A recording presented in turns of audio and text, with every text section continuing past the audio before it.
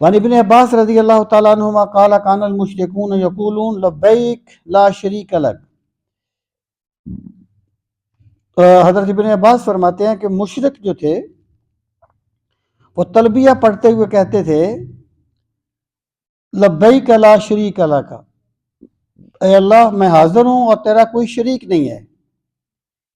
فیقول رسول اللہ صلی اللہ علیہ وسلم، اور اللہ کے رسول صلی اللہ علیہ وسلم فرماتے تھے ویلکم کدے کدے، اور تمہاری بربادی ہو، یہاں رک جاؤ، یعنی اس سے آگے نہ پڑھو. آگے وہ کیا پڑھتے تھے؟ الا شریکن ہوا لکا تملکہ، اے اللہ تیرا کوئی شریک نہیں ہے مگر وہی شریک جسے تو نے اپنا شریک بنا دیا ہے.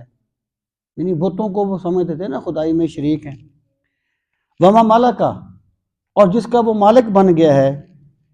یقولون ھذا وہم یطوفون بالبیت، وہ یہ کلمات کہتے تھے جب وہ بیت اللہ شریف کا طواف کر رہے ہوتے تھے.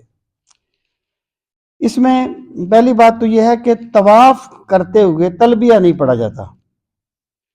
تو دوسرا یہ ہے کہ وہ جو کہتے تھے کہ لبیک لا شریک لک الا شریک هو لک تملکہ، تو یہ اس کی کوئی وجود نہیں تھا. اللہ تعالیٰ نے اپنی خدائی میں کسی کو شریک نہیں کیا، سب اس کے بندے.